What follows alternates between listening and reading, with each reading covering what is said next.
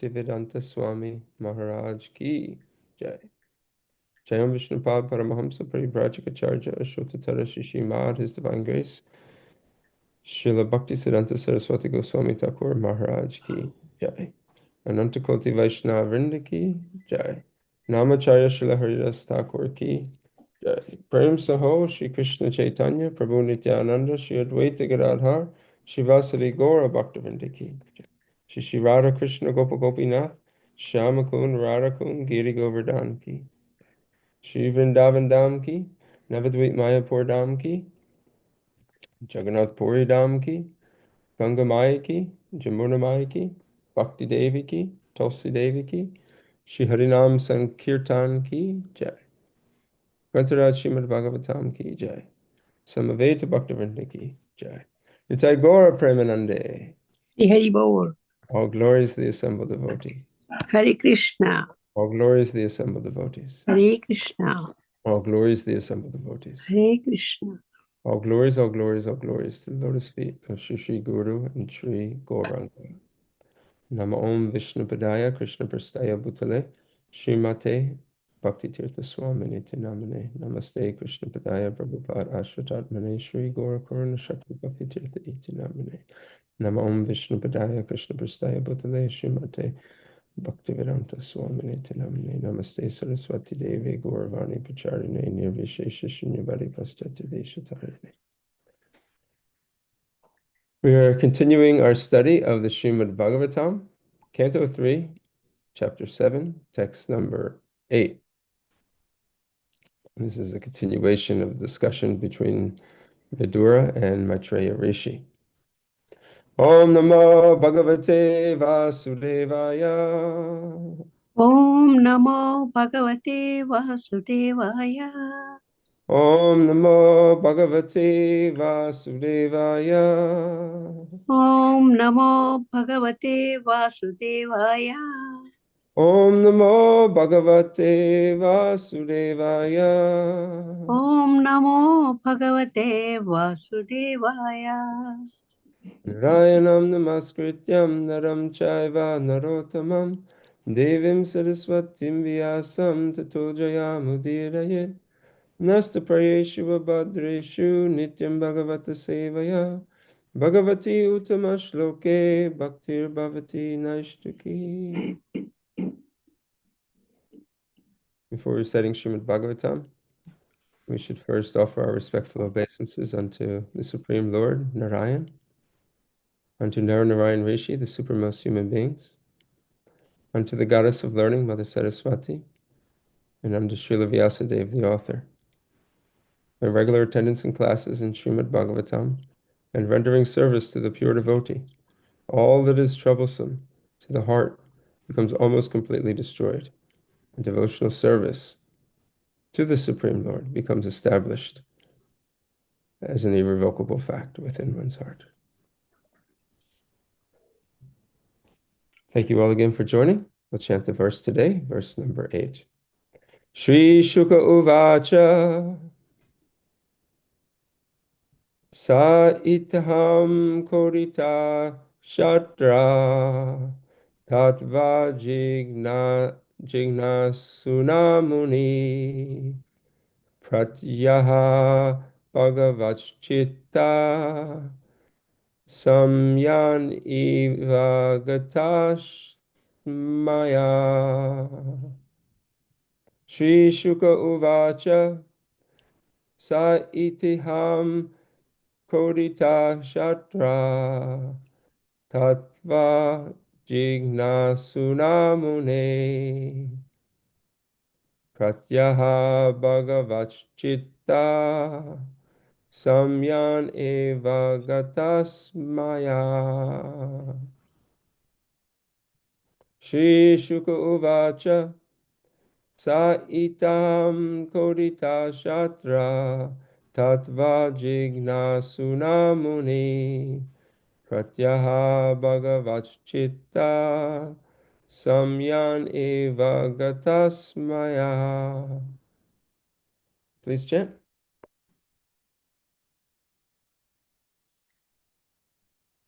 Shri Sukha Vacha स इत्यं चोदितक्षात्र तत्त्वजिज्ञासुना मुनिः प्रत्याह भगवच्चित्ता स्मयन् इव गता स्मया. हरे कृष्ण.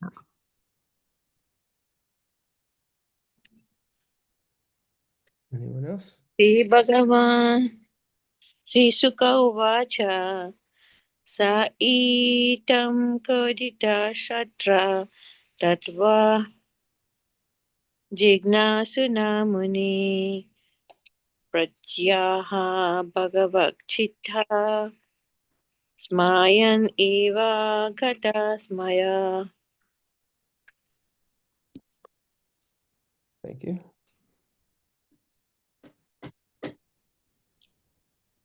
Anyone else? Okay. श्रीशुक उवाच स इत्थं कोदितछात्र तत्त्वजिज्ञासु मुनिः प्रत्याह भगवच्चित्ता स्मयान् इव गता स्मया. All right. Thank you very much. We'll go to the synonyms. Shri Shuka Uvacha, Shri Sukadev Goswami said, Saha, he, Maitreya Muni, Itaham, in this way, Kodita, being agitated, Shatra, by Vidura, Tattva Vignasuna, by one who was anxious to inquire to know the truth. Muni, the great sage. Pratyaha, replied. Bhagavat Chittaha, God conscious. Smayan, wondering. Eva, as if. Gata smaya, without hesitation. Translation and purport by His Divine Grace Srila A.C. Bhaktivedanta Swami Prabhupada. Sri Shukadev Goswami said, O King Maitreya, being thus agitated by the inquisitive Vidura, at first seemed astonished, but then he replied to him without hesitation, since he was fully God conscious.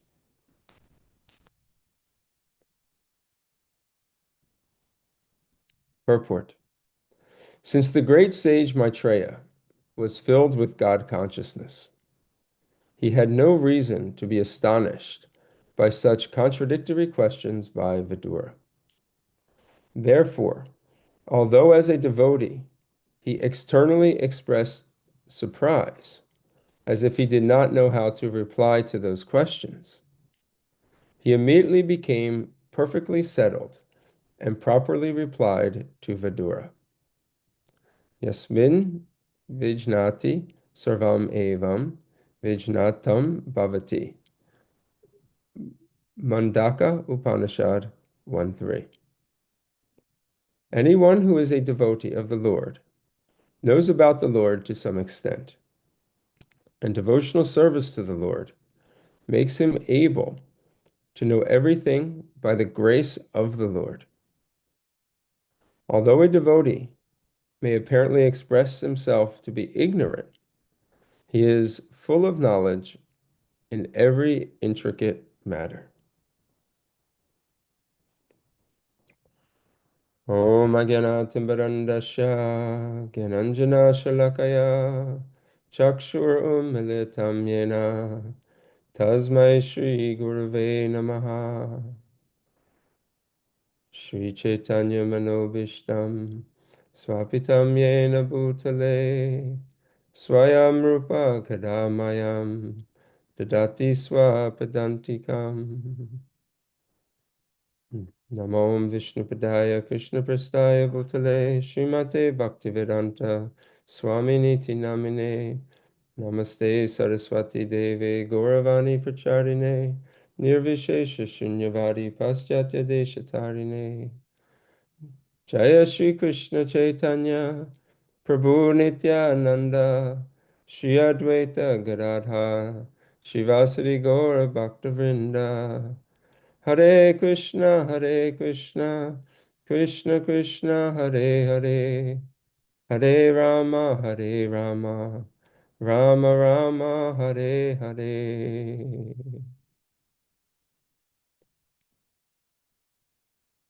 Thank you all again for coming this morning.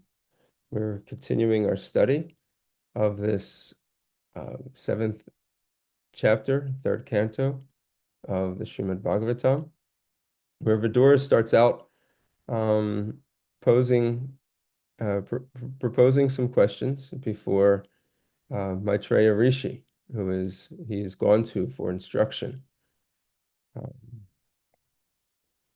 under the guidance and instructions of Uddhava.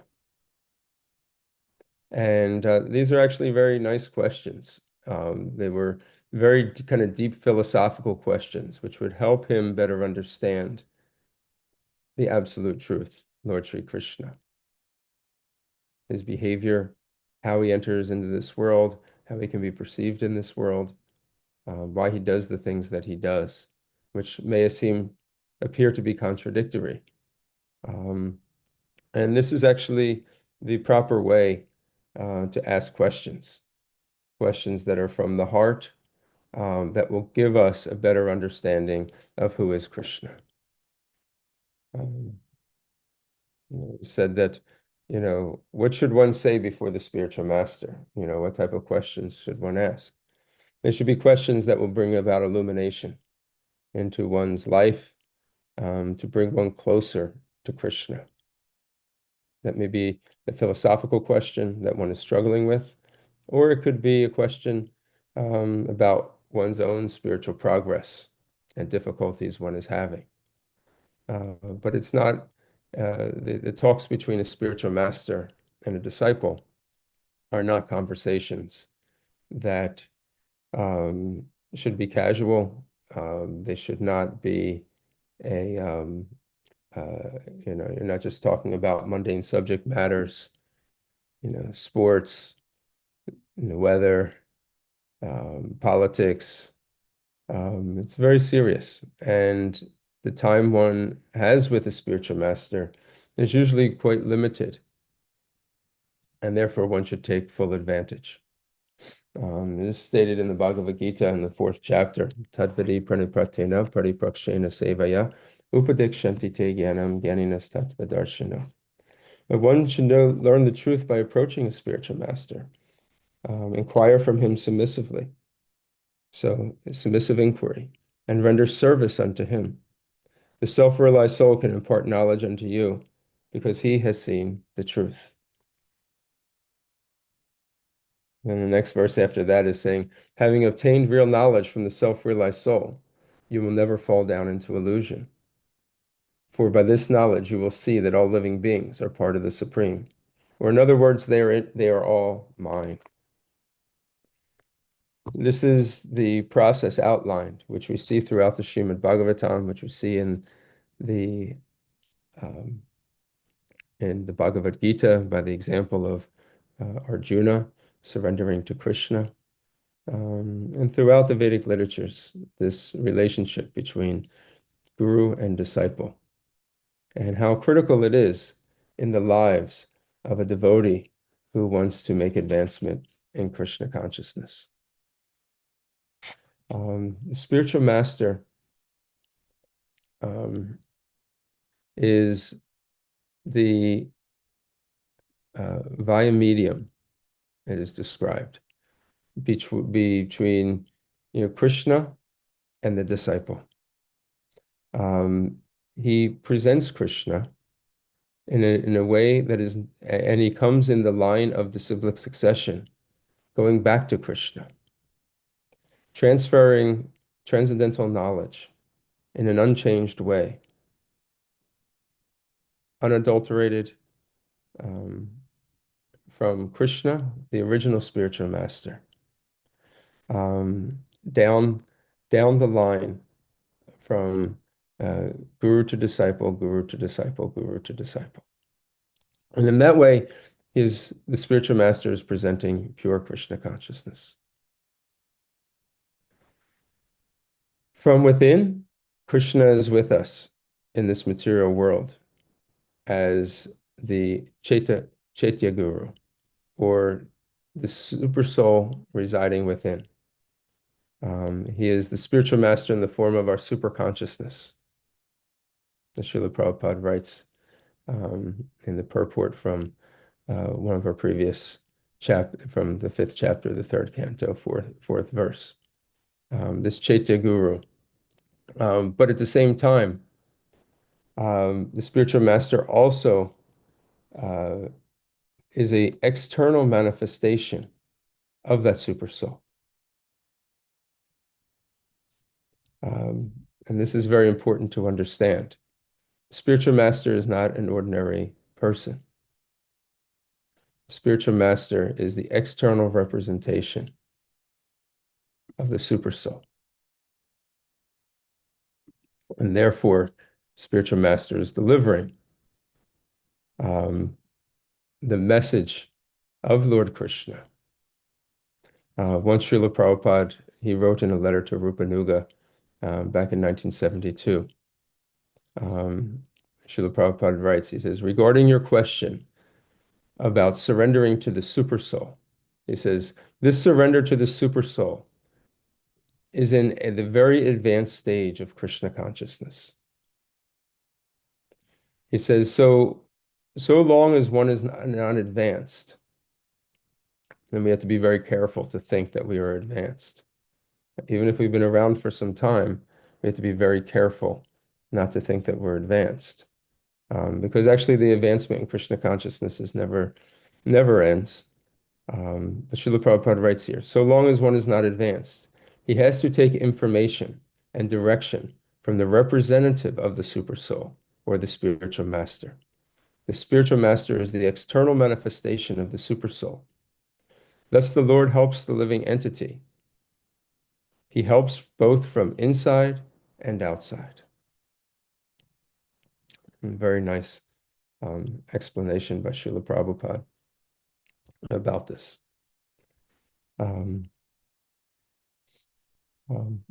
In the purport today, Maitreya Rishi, because he was filled with God consciousness, he was self-realized. And why was he self-realized? Because he properly heard from his guru, Uddhava. Now, there are different manifestations of guru in this world. Primarily, we see two categories. There are more than two, but the two primary categories are the Diksha Guru and the Shiksha Guru. The Diksha Guru is the one that gives initiation,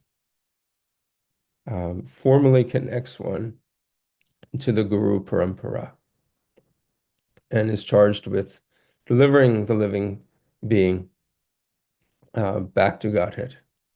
And to that spiritual master, one also commits one's life, serves the spiritual master, serves the instructions of the spiritual master. It's like the doctor who gives a prescription in one's life, and the patient has to take those directions, apply them to one's life so that they can become better under the direction of the expert doctor. The spiritual master takes care of the disciple and leads him, redevelops one's love for God, and takes one back to Godhead. They give the mantra. It's the spiritual master who gives mantra. In our case, it's the Hare Krishna Maha Mantra. This is the mantra to reawaken love for God. But also there is Shiksha Guru. And Shiksha Gurus can be actually many in one's life. This is also a formal relationship. Sometimes the role of the Shiksha Guru is minimized and not taken with such prominence. But the role of the Shiksha Guru is to assist the Supreme Lord as well as the Diksha Guru in delivering the disciple um, by giving them shiksha, or direction or instruction. You may have a shiksha guru that teaches you Bhagavad Gita. You may have a shiksha guru that teaches you, um, deity worship. A shiksha guru that may teach you kirtan, or how to cook for the Lord. Um, these are also important relationships that may not be fulfilled externally, by the Diksha Guru, but that servant of the Lord who gives us instructions, and there's some relationship. There's a bond there. It's not just like, okay, one time I go, one time I don't go. This relationship is actually can be formalized. Um, when both of these are working nicely together, you see that it's actually that the Diksha and Shiksha are equal manifestations of the Lord's mercy. And it is the external manifestation, as Srila Prabhupada explains, of, of the super soul, which comes into this world in order to uh, accompany, witness, but ultimately to deliver the living entity back home, back to Godhead. And that is uh, the service that the spiritual master performs to the Lord, is um, to take on the responsibility for guiding all these souls in this material world back home, back to Godhead. But where is the spiritual master? Where is he getting his um, where is he getting his strength? Where is he getting his power? Is it is it he himself or she himself? No, that is coming directly from Krishna. In the first verse of the Guru Astakam from Srila Vishwanath Chakravarti Thakur, this is a song that's sung every morning during Mangalarti. Samsara Davana Ladalita Loka Trinaya Karuna Gana Ganantvam Pratapsha Kalyana Gunar Navasha Vande Guroshi Charanada Vindam. The spiritual master, he's receiving benediction from the ocean of mercy. So that ocean of mercy is Lord Krishna, the various manifestations of the Supreme Lord, be it through transcendental knowledge, through the holy name, through direct darshan and association. The ocean of mercy is the Supreme Lord. And just as a cloud pours water on a forest fire to extinguish it, so the spiritual master delivers the materially affected world by extinguishing the blazing fire of material existence. Um, so under the being empowered by the Supreme Lord, acting as an agent of the Supreme Lord, an instrument, spiritual master is trying to put out this forest fire of material existence that's taking place in this world within the heart, within our own individual self, but also within society at large.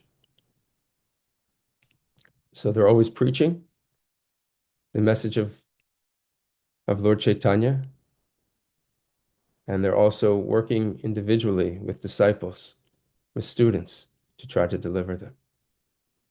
The spiritual master is the representative of Krishna. They are not Krishna. This is what distinguishes us from the Mayavad philosophy. In the Mayavad philosophy, one takes a spiritual master only to become liberated, and then they have no need for the spiritual master anymore. They actually feel when you become self-realized, you don't have need for a spiritual master, because a spiritual master is only to get you to the point of being self-realized.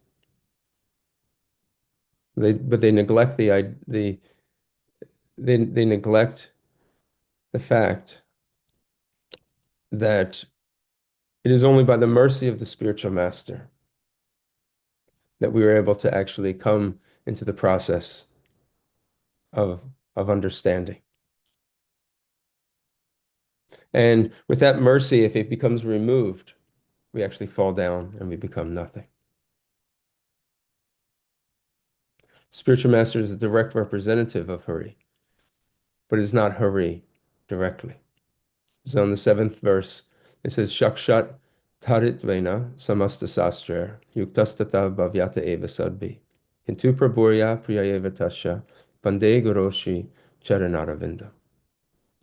The spiritual master is to be honored as much as the Supreme Lord, because he is the most confidential servitor of the Lord. This is acknowledged in all revealed scriptures and followed by all authorities. Therefore, I offer my respectful obeisances unto the lotus feet of my spiritual master, who is the bona fide representative of Sri Hari Krishna. So the spiritual master, sometimes this gets confused. He should be honored as much as the Supreme Lord, but he is not the Supreme Lord. He is Hari Twena. He has the quality of Hari, being a complete surrendered soul, being asked to be used as an instrument in Krishna's service.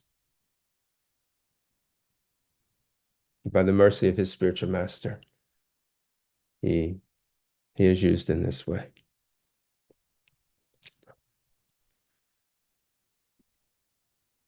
So,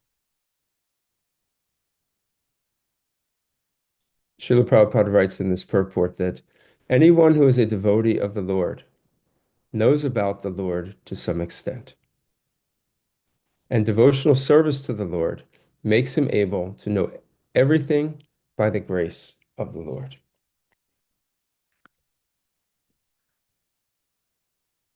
Anybody can preach the message of Krishna consciousness.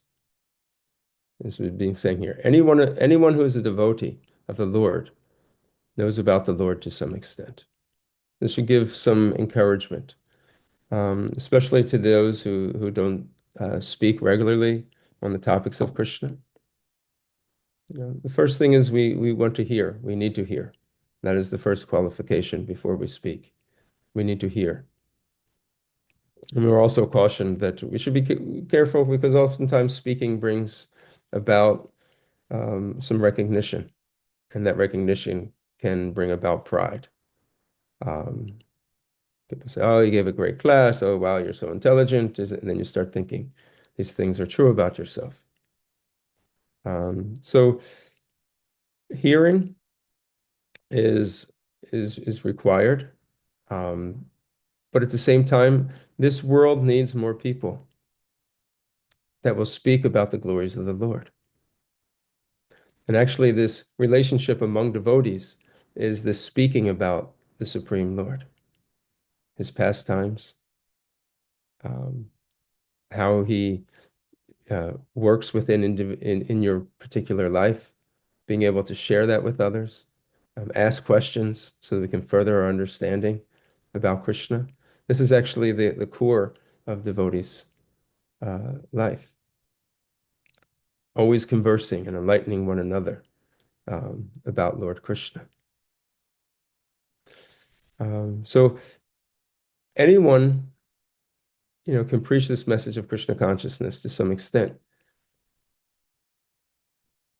Devotional service to the Lord makes that person able to know everything by the grace of the Lord.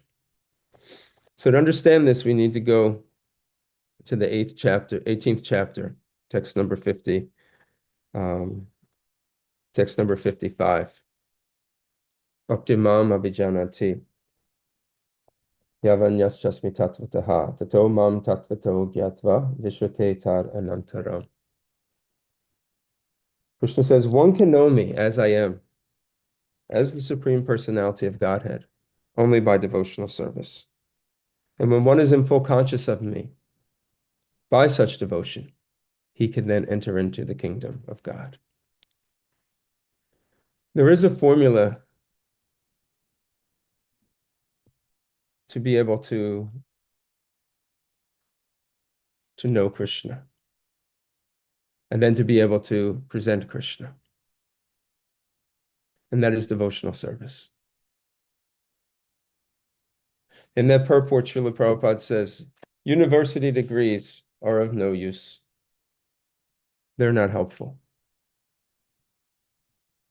We learned that excessive studying of the Vedas will not bring you to uh, knowledge of the Supreme Lord, because he's beyond the reach of such knowledge.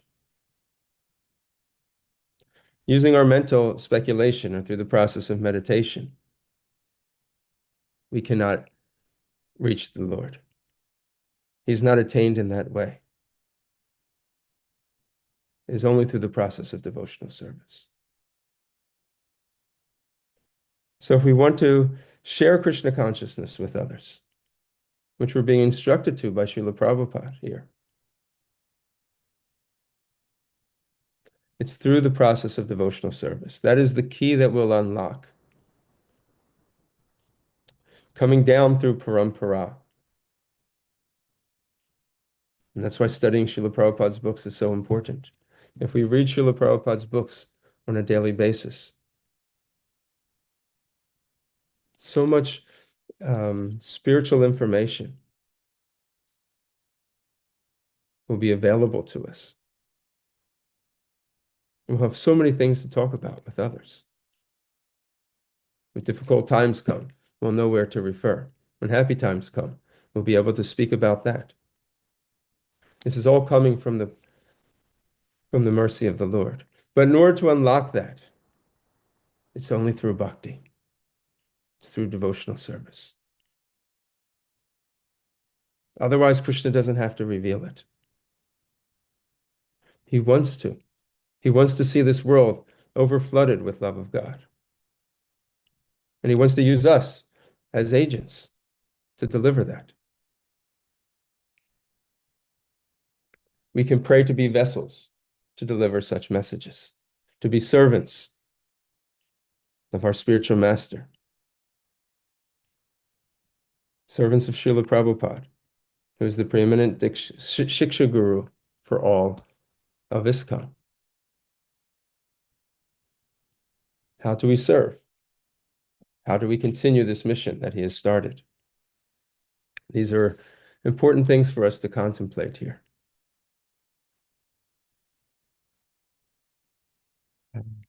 Although the Srila Prabhupada continues in this purport, although a devotee may apparently express himself to be ignorant, he is full of knowledge in every intricate matter. It's an interesting statement, and it makes me think about the pastime of Lord Chaitanya. And although a devotee may apparently express himself to be ignorant, when Lord Chaitanya Mahaprabhu, who is the Supreme Lord himself, he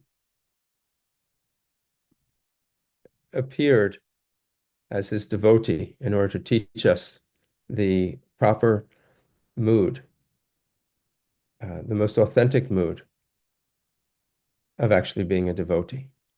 And he did it by his own personal example. And in doing so, he thus taught us and delivered to the world the process of devotional service, how to practically practice it.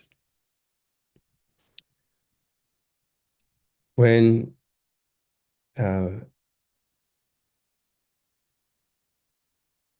he had taken sannyas, he had taken initiation, and he took sannyas initiation. And as a sannyasi, he was engaged in Harinam Sankirtan. He would go on the streets and he would chant the holy names, perform kirtan, and try to solicit others to perform and engage in kirtan with him. And other sannyasis who saw this, specifically those of the Vedanta school, of the Mayavad school, they would always question him. Why, as if he's a sannyasi, why isn't he engaged in meditation? Why is he out there with the common people, jumping up and down and chanting? He should be studying Vedanta like us. One day, when we get a chance to meet him, we'll give him some instruction and put him on the right path. So by the Lord's arrangement, he came in contact with, he received an invitation, and he went to the house where Prakashananda Saraswati, who was the leading sannyasi of the Mayavadis at that time, in Benares. And when Lord Chaitanya came in, he was, because he's the Supreme Lord, non-different than Krishna. And he's not an incarnation of Krishna. He's non-different than Krishna. He just comes as his devotee. So he's coming with the effulgence of Srimati Radharani, his topmost devotee. And when he came in, he sat in a very humble place where everybody took their shoes off. And Prakashananda Saraswati and some of the other Mayavad sannyasis came over, and they thanked him for coming and says, "Why are you sitting here in such a lowly place? Come sit with us." And they asked him a question of, why do you engage in these activities with the common people? Chanting, dancing. This is not our business. Our dharma as sannyasis is to study Vedanta, preach Vedanta, engage in meditation on the impersonal Brahman, the oneness of everything. So we can rise to the platform of Brahmabhuta, where there is no misery. All this other stuff outside, your mind will become disturbed. This is not good for you. And he says, in Prakashananda Saraswati understood that there was something special about the sannyasi, Sri Chaitanya, Sri Krishna Chaitanya. Because he was glowing. He was effulgent. He says, it's like you are Narayan yourself. Sannyasis would back then call everybody Narayan.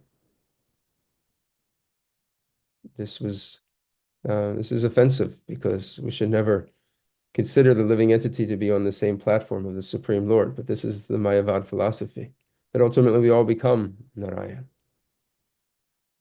In this particular case, he was right. A broken clock is always right twice a day. So in this case, he called out, he says, "You are Narayan." He says, "Why is it that you were chanting like this?"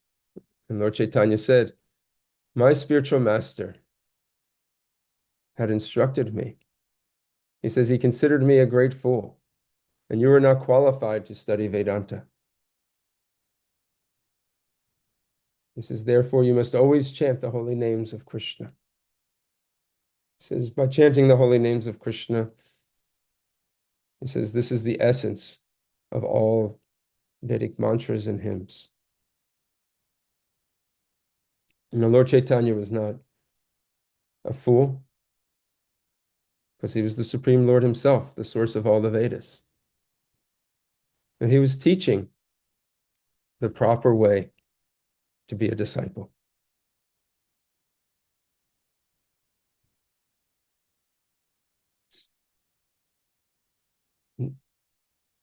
Even if you look at Lord Chaitanya from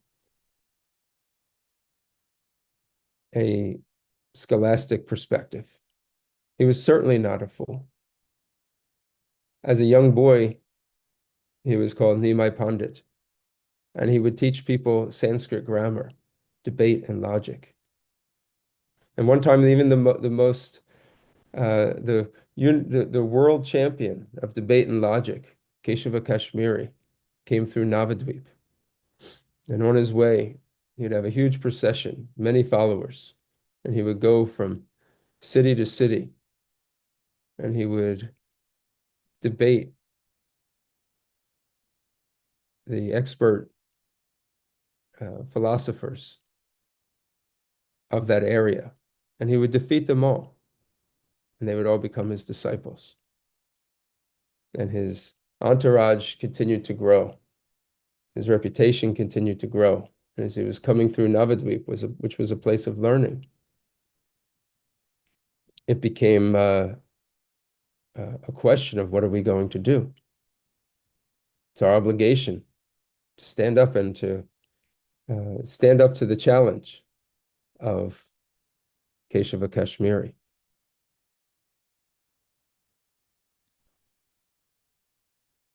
Nimai Pandit, they had asked Nimai Pandit to actually to meet him. And they thought, well, if you get defeated, you are only a child. So what is the glory for him if he defeats you? But if you defeat him, then it'll be so glorious. So the arrangement was made by the will of Lord Chaitanya, who is the Supreme Personality of Godhead. Lord Chaitanya was instructing his students. Keshava Kashmiri came to take the bath in the river, Ganga. He saw Sri Chaitanya Mahaprabhu very attractively instructing his students. And he engaged in some conversation with Lord Chaitanya, Nimai Pandit. He says, you were a teacher of, child grammar. Very nice. This is very nice. Lord Chaitanya said, I heard you are the great Keshava Kashmiri. For our benefit, can you compose, 100 verses in glorification of Mother Ganga? And on the spot, Keshava Kashmiri starts speaking. It's very eloquent poetry, verse after verse, just composing them from his mind. Everybody's in awe of, they heard about his glories, but, seeing it in person was, they're watching it unfold of why he has such an unblemished reputation. Everybody's in awe of watching Keshava Kashmiri, one after another, in so many beautiful ways glorifying Mother Ganga. At the end, Lord Chaitanya says, this is really amazing. The way that you were able to just rolling off your tongue, all this wonderful poetry. But then he picked one verse that he said, and he starts to analyze that verse, and he found several defects in that verse. Keshava Kashmiri was stunned. First of all, most people can't recall what I've said. And then the speed in which I was saying it, for a boy your age to be able to analyze it, and then remember it, and then articulate it. And he was dumbfounded. He was defeated. He was embarrassed in front of this young boy, Nimai Pandit, and all his students. Later on, as the pastime goes, he was he went home. He was Keshava Kashmiri was a disciple of Mother Saraswati. So he prayed to Mother Saraswati, how is it that I was defeated? And Mother Saraswati, she revealed to him, the only way that you can be defeated in this world is by the Supreme Lord. Because I am always there, but that is my master. There is nothing I could say in front of him. So Keshava Kashmiri became a disciple of Lord Chaitanya. So when he says, I am a fool, we should understand where this is coming from. Academically, he certainly was not a fool. He was actually the most intelligent. He defeated the world champion of debate and logic. And then philosophically, we can understand he's not a fool because all the Vedas come from him. Sarvasya chaham hriday sanavishto matasmatir jnanam apohanam cha. Parascha savera hameva vedyo vedanta krit veda vedeva chaha. From within, from without, all these Vedas are being distributed by and spoken by the Supreme Lord. The essence of that is to come back to Krishna. And he is Krishna himself.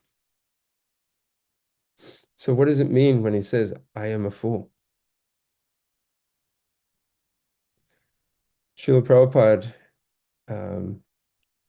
he states that before the spiritual master, one should always remain in a position of being a fool before the spiritual master.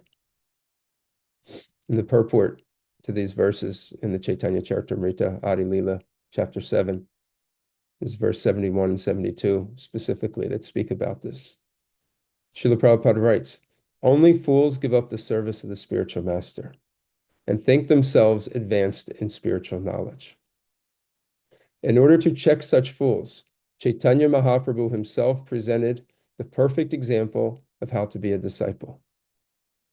A spiritual master knows very well how to engage each disciple in a particular duty. But if the disciple, thinking himself more advanced than his spiritual master, gives up his orders and acts independently, he checks his own spiritual progress. Every disciple must consider himself completely unaware of the science of Krishna and must always be ready to carry out the orders of the spiritual master to become competent in Krishna consciousness. A disciple should always remain a fool before the spiritual master. Therefore, sometimes pseudo-spiritualists accept spiritual masters who are not even fit to become a disciple because they want to keep them under their control. This is useless for spiritual realization.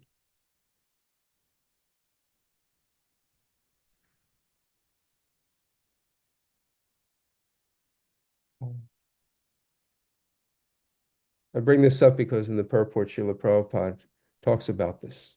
Although a devotee may apparently express himself to be ignorant, he is in full knowledge in every intricate matter. The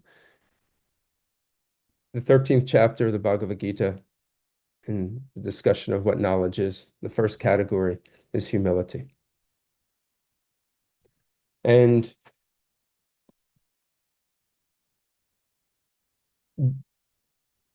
the channel, the mercy, flows down, but there are some dams that check this mercy. And one of them is pride. So humbling oneself before the spiritual master, being chastised by the spiritual master, in order to break our false ego. Appearing in the mood of servitude before the spiritual master. These are all requisites. These are required if the relationship is to become genuine and full. I saw a situation one time with my Guru Dev. There was somebody had asked the question, and they asked the question in a challenging way, not in a way in which Vidura is asking Maitreya Rishi, but he was asking in a challenging way. He says, if what you say is true, and he went on, I forget what was after that. And my Gurudev said, first of all, just the way that you're asking the question is offensive. If what I say is true. You think I'm up here speculating? Do you think I'm just making up things for fun? This is not the way to approach. To try to show off, to be recognized in front of the Guru. Actually, there's so much mercy involved in getting through the instructions of the spiritual master, even if those instructions come in the form of a chastisement. one time I was listening to Shrutakirti Prabhu. I had heard this directly from him, and he was fanning Srila Prabhupada. But there were so many people around, he wasn't watching what he was doing, so he really wasn't fanning Prabhupada. And Srila Prabhupada came and he says, "Can somebody with some, intelligence do this service?" You know, and of course that was, could be seemed as quite harsh. But Shrutakirti, he said it was such bliss just to hear this. Um, this chastisement, because it was also done with such love that it could come through. You could feel it, and this is the spiritual master to break down our false ego, to build it back up again with our true ego, so that we can become complete in our service to the Supreme Lord. Um, uh, these are some reflections I had today.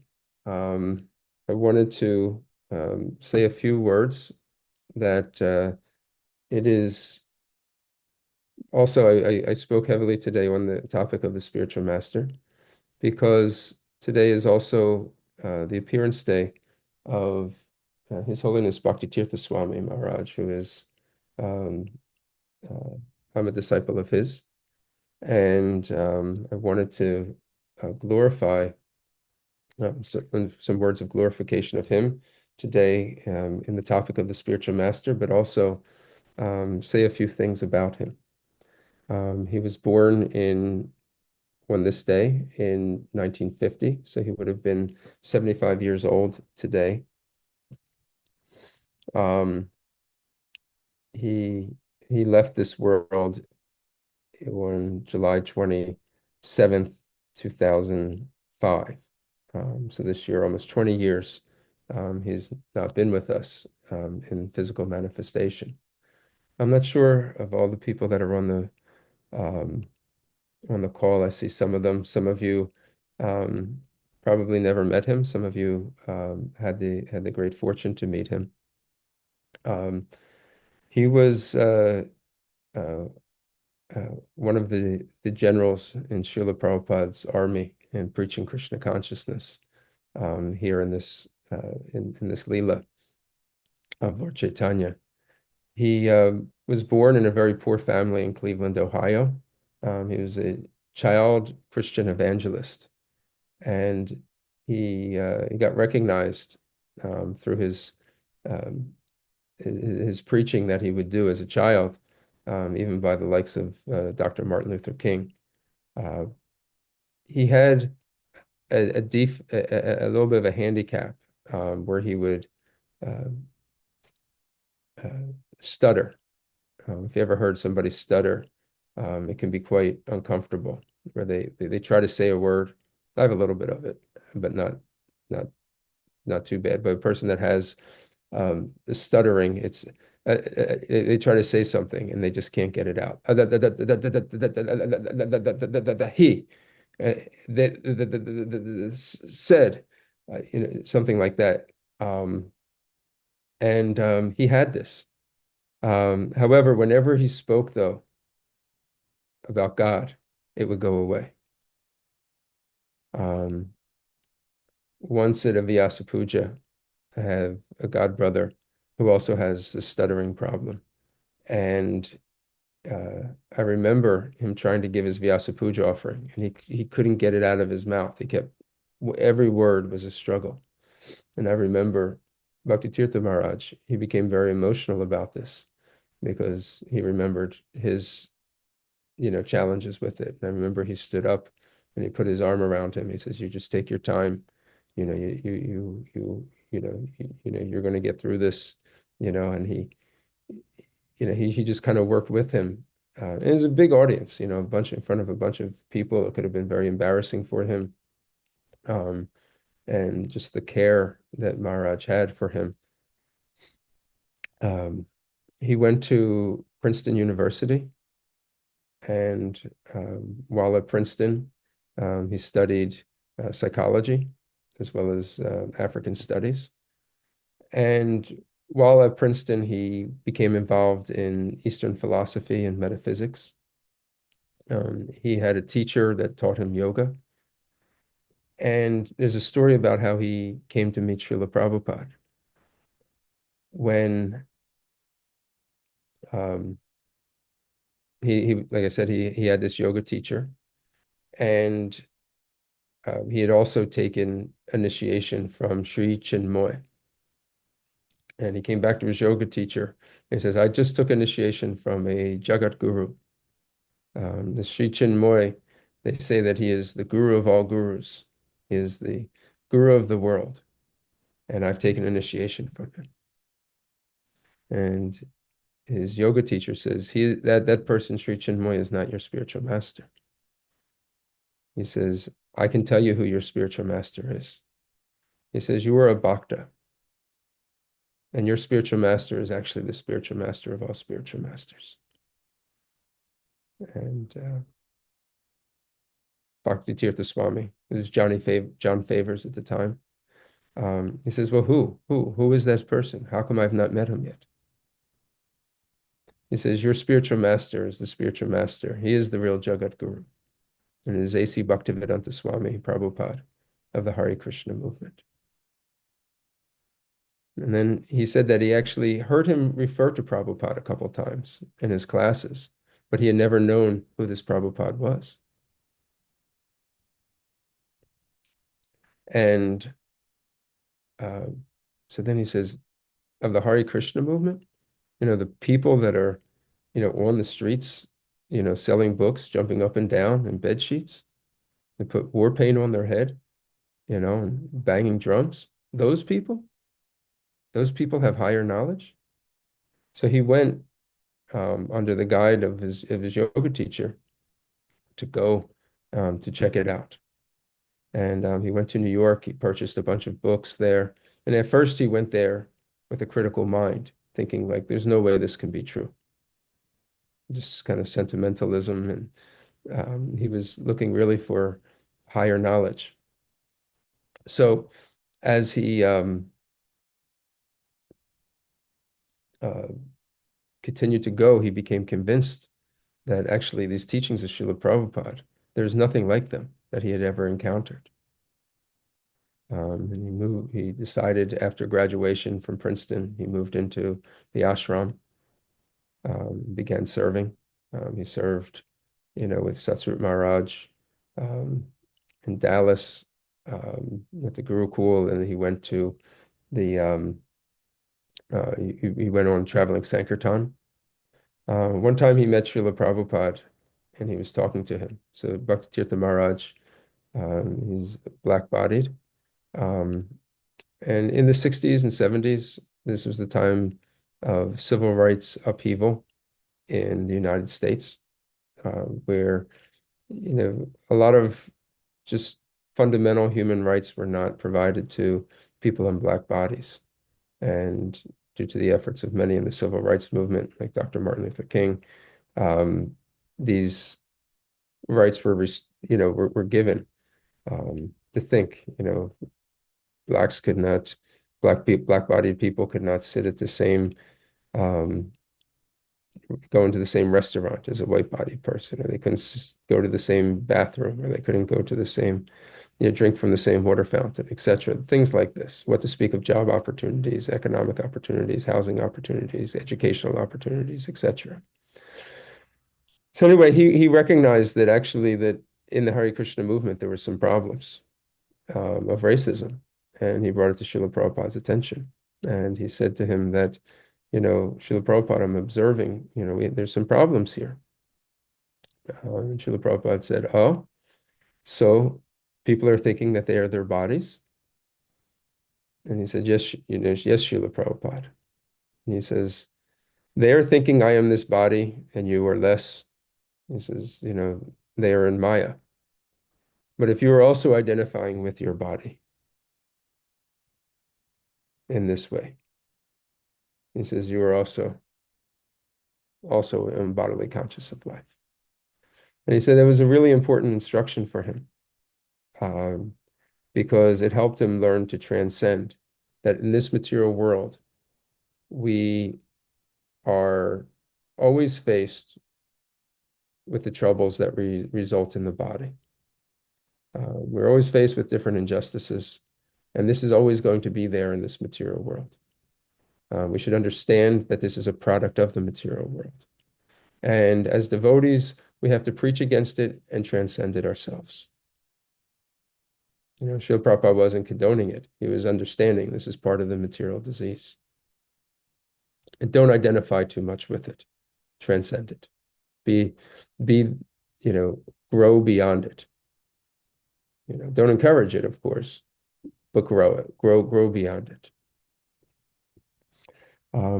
He performed the service of book distribution, where he was on the library party, and they would go around to different libraries within the United States, and then he went to Europe and did this as well, where they would go into universities and distribute sets of Srimad Bhagavatams, Chaitanya Charitamritas, Bhagavad Gitas, all the Srila Prabhupada's books, and they would get these standing orders.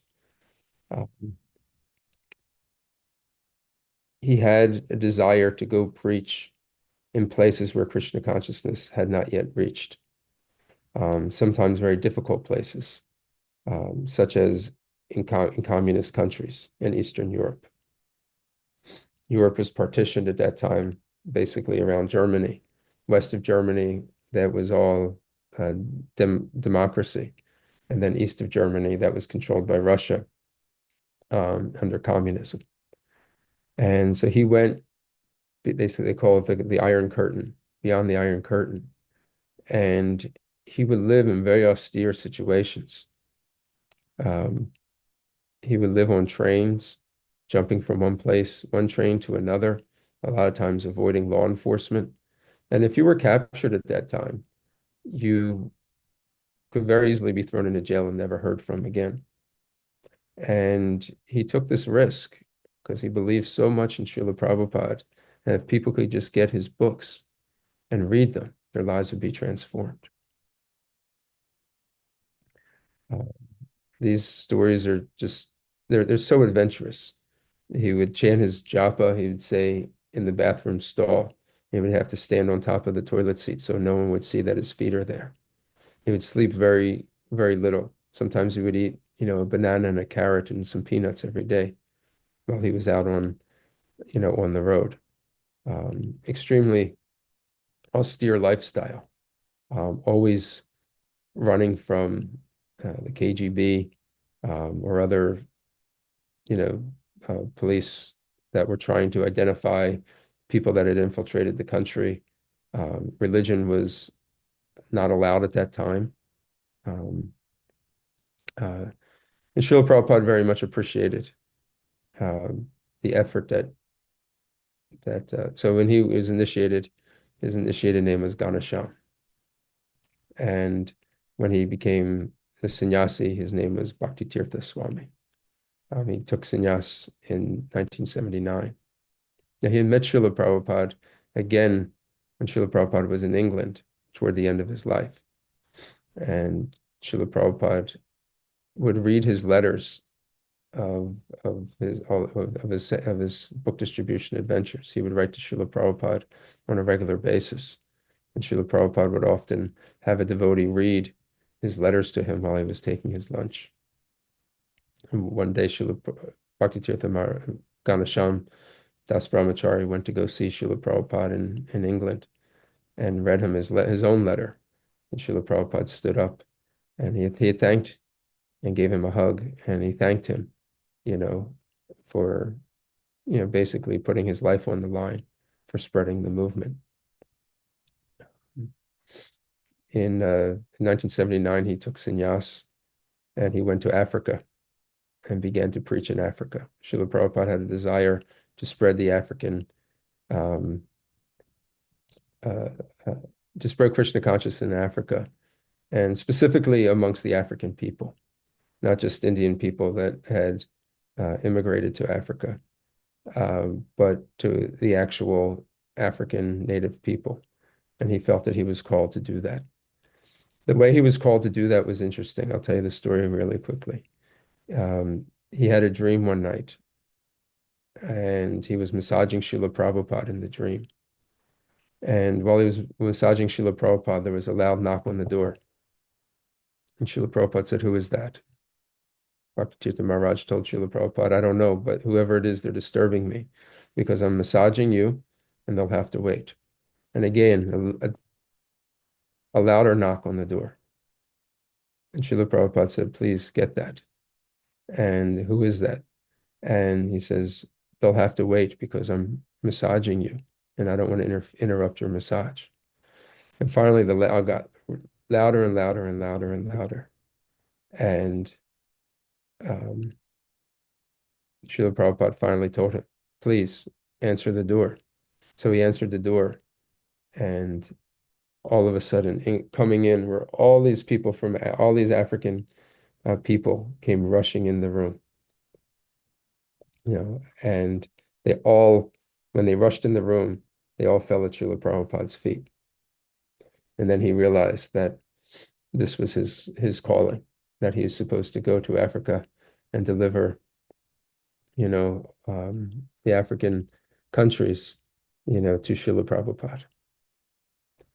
And so he did, specifically in West Africa, but all throughout different places in Africa, sometimes the war-torn countries that were quite bad. He established relationships with leadership within African countries. He was given the honorary title of High Chief in Warri, Nigeria. He had a friendship with Nelson Mandela. He had met and developed a relationship with Muhammad Ali, as well as other African uh, leaders of countries. He then came back to America. He still kept his preaching going in Africa, but then he came back to America.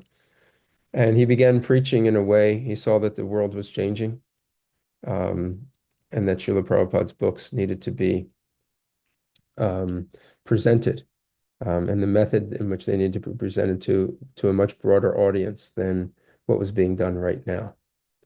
And he specifically started preaching into African American communities.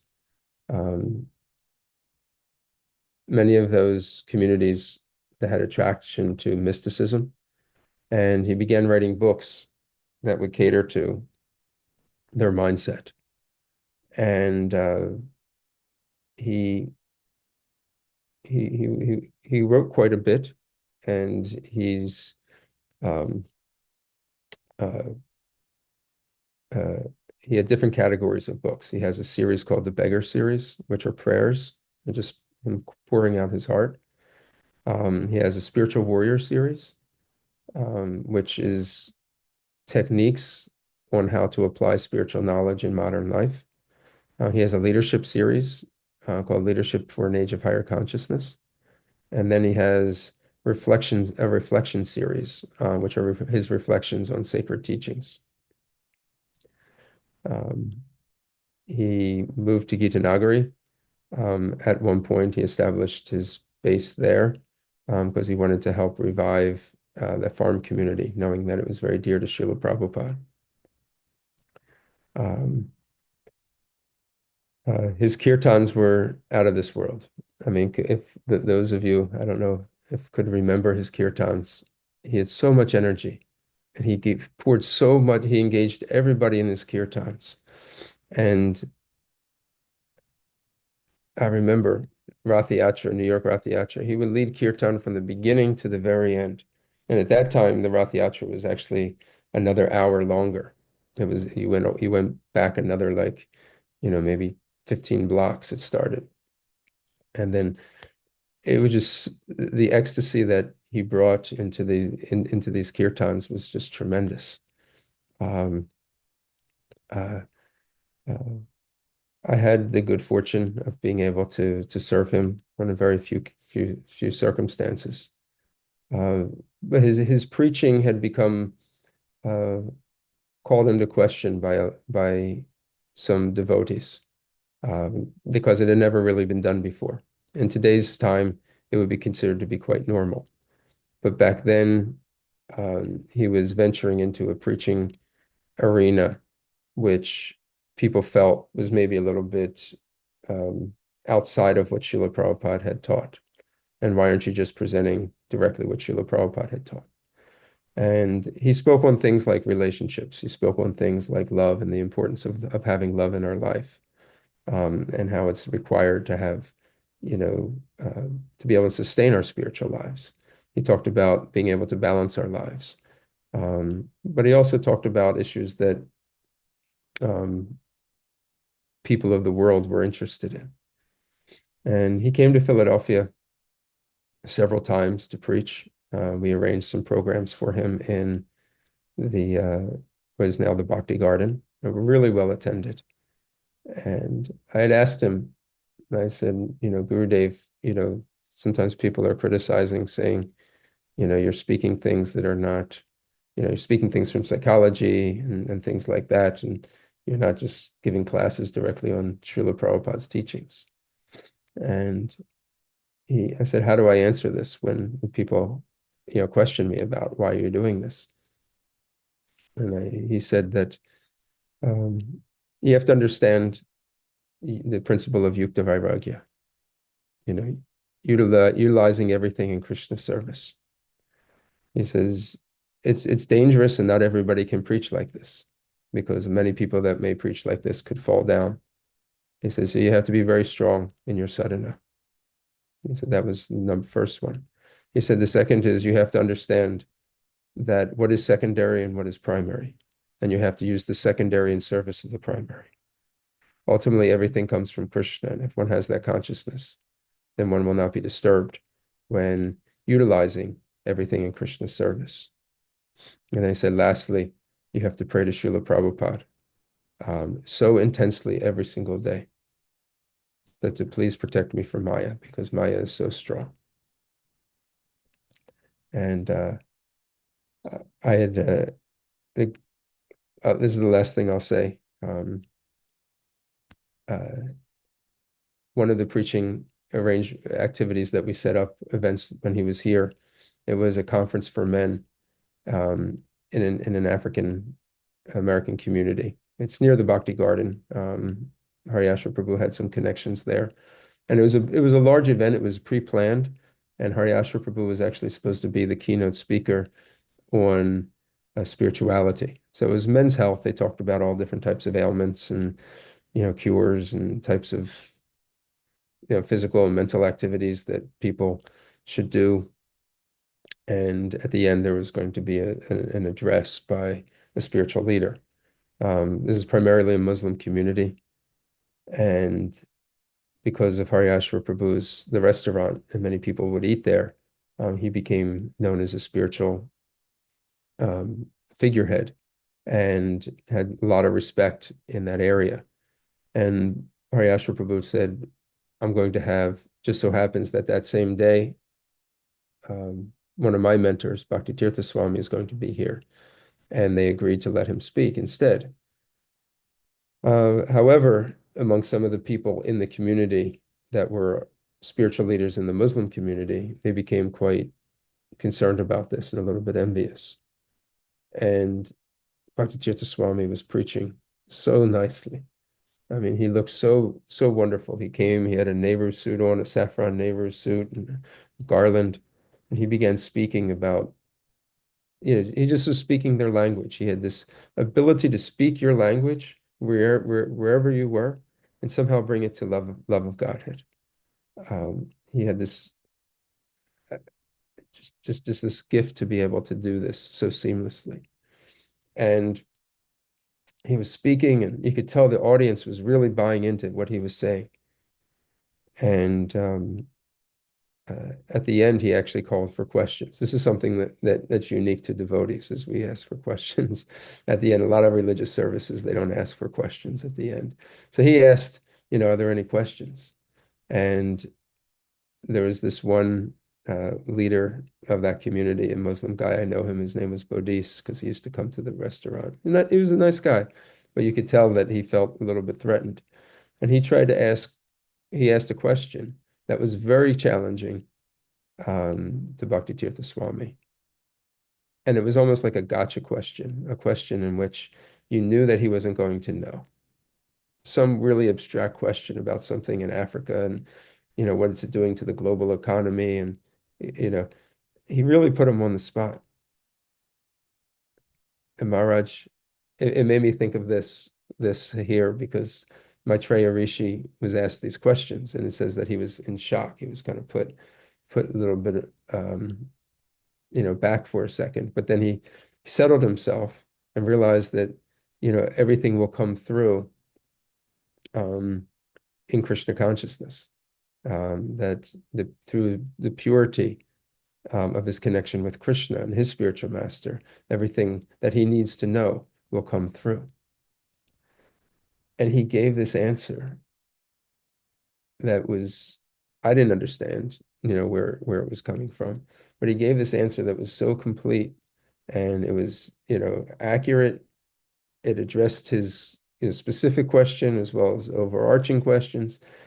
And everybody stood up because I think they felt the sense of him trying to be embarrassed. And the way that he composed himself and delivered it, and the whole audience just stood up. I mean, a couple hundred people, and gave him a standing ovation. And then he walked off the stage. Later that day, that same guy came to the restaurant who asked that question, that challenging question. And he said, I went home that day and I fell asleep. And my sleep, my teacher, who is no longer here with me, who had passed, he said, what you did today was a very bad thing. You tried to embarrass this saint. What he was speaking and doing was completely appropriate, but due to your own insecurity, you tried to defeat him in front of so many people. He said you should go and apologize to him. So he came back to the restaurant, and when he walked in, naturally the devotees were a little bit um, uh, not so happy to see him because they didn't know if he was coming back to be more challenging, and we were reluctant to give him, audience with Bhakti Tirtha Swami. But he said, no, I really need to talk to him. What I did was wrong, and I want to apologize to him. I really need to.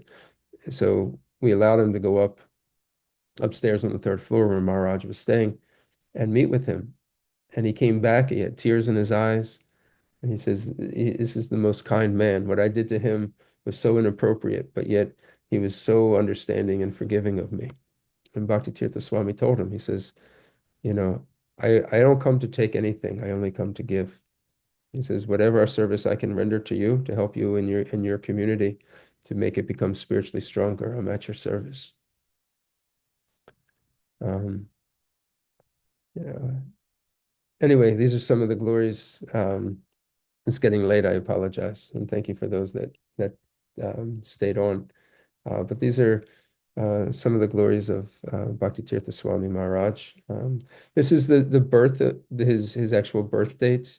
Many of the disciples, we celebrate the Tithi date now that he's no longer on the physical planet. But while he was here, he would always, February 25th, we'd always celebrate. So I want to take the opportunity. This verse was about the relationship between guru and disciple, and wanted to take this opportunity to glorify His Holiness Bhakti Tirtha Maharaj on his appearance day. So thank you all for being here. If anybody would like to have any questions or like to share anything of your own, I can stay on for some time. Hare Krishna. Hare Krishna, Mother Vatsala. Please go. Thank you so much. That is so wonderful. I always wanted to, meet him, but unfortunately, I didn't meet your Guru Maharaj. I have read one or two of his books, but he was a great soul. And it's good that you had the fortunate of meeting him. And what year was he in Bhakti Garden? 2000, it was between 2001 and 2002. Oh, okay. Yeah. Keep up his good work, and he's a great soul. So, and you did a very good presentation today. I'm so happy. I'm glad that I joined today, and very nice lecture. Keep on going, no matter what. All Keep by Guru, spreading the Krishna consciousness. Thank you. yeah, it's all by Guru's mercy. And this one thing that we should see in this from this verse, that anything's possible by the mercy of the spiritual master. Yes, If definitely.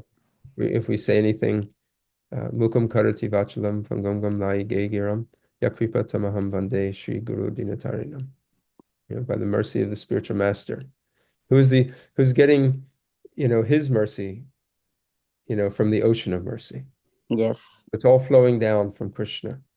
We just want to be able to connect into that through that, and the conduit is the spiritual master, and we can't do it without the spiritual master's mercy. Yeah, great. Very much. Keep it. Talking about Bhakti Tita Maharaj.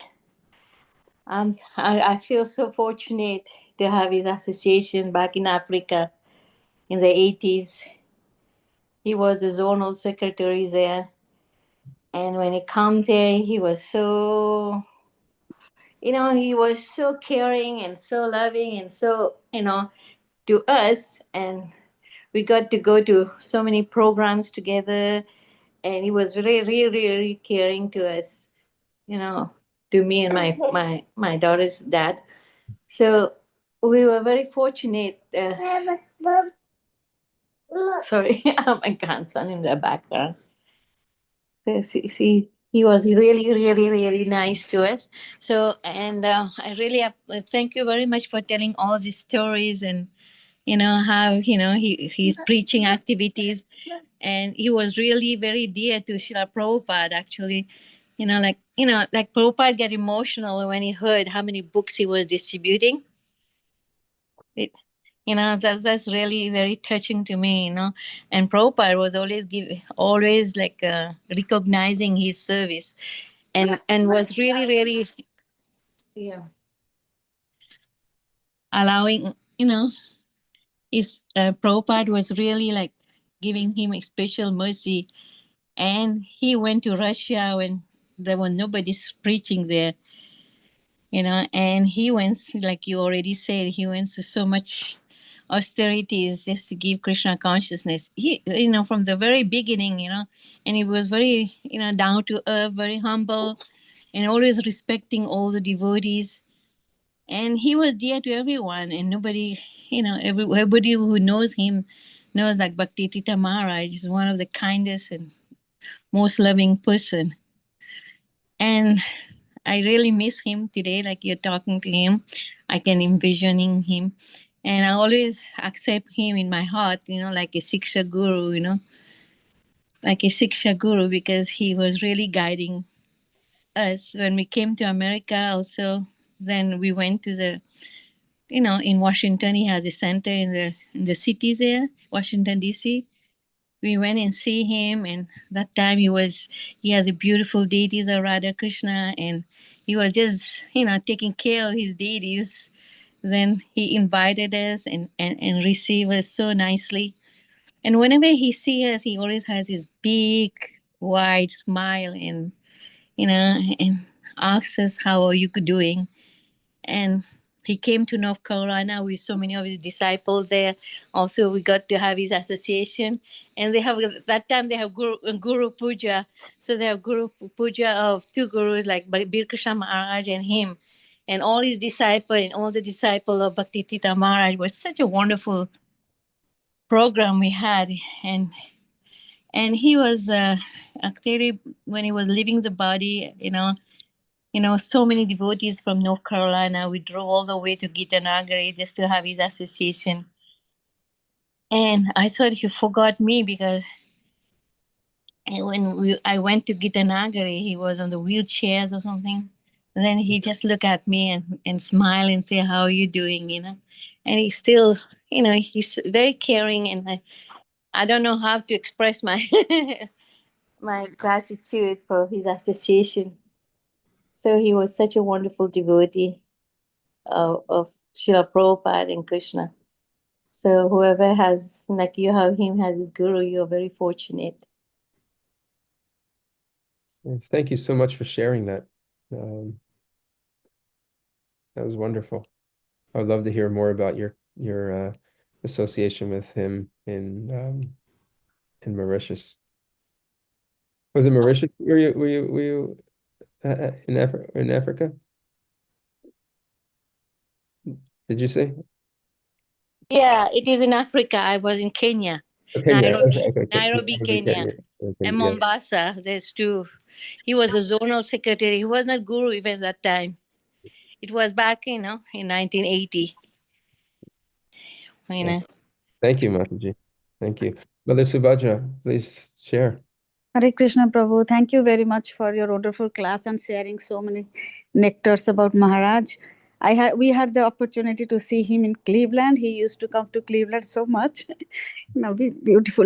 He will be participating in interfaith, beautiful outfit that everybody will be looking at him. Who is he? Then they will go to talk to him.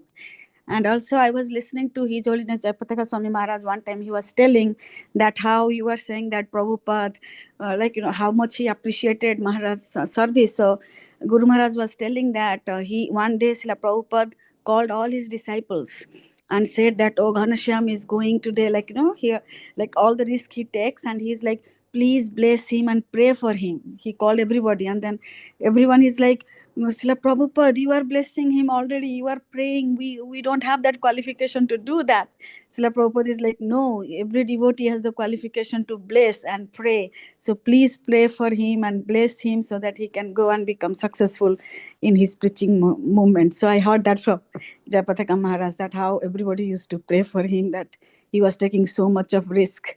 And we had the opportunity to hear from his mouth about him going to Jagannath Puri and getting into the temple to see Jagannath, and because nobody could know that if he's Indian or he's not. So yeah, how he was, he covered his head, hair and his face, and he went, and how the pandas were about to catch him. He's like, I am gone today. I am going to die here today. But somehow or other, he managed to come out of the temple. He went inside, saw Jagannath, and he was explaining that in the Cleveland when he came. It was so nice to hear. I don't remember the whole thing, but it was so nice to hear how he went in and how Jagannath protected him, took him inside. He saw that he took the darshan, then he came out. Yeah, Prabhu, just wanted to share that. No, thank you so much. It was wonderful pastimes. I know Cleveland was very dear to him because that was his hometown, and um, sometimes he would at some of the programs, his mother would be present while she was still alive. She would come, and it was nice to see. I remember there's one classmate of his that actually became one of his disciples, Mother Ishupanishad. They went to school together, like high school together, and later she became a devotee and became his disciple. So I know Cleveland was very, very dear to him. Thank you. I guess we can conclude here. I know it's late. I thank you for staying on, for those that were able to. Have a wonderful Krishna conscious day. If you'd like to, you can look up, some of his kirtans or classes. He has really wonderful Prabhupada memories. You can look it up on YouTube. And these are empowered beings.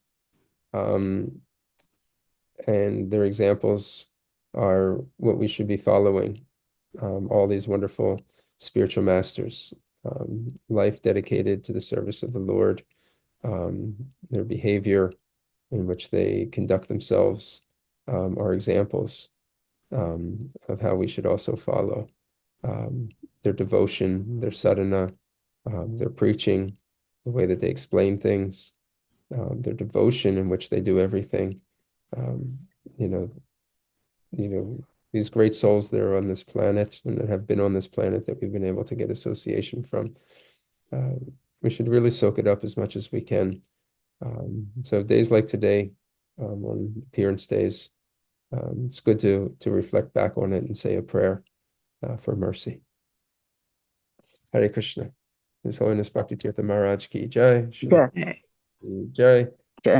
Jai. Hare Krishna.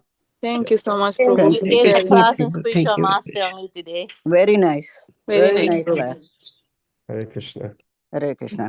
Sarvasya kripa sindhave bhajya patitanam Patitanam pavanebhyo Vaishnavebhyo namo namah. Thank you very Thank much, you. Prabhu. Take care.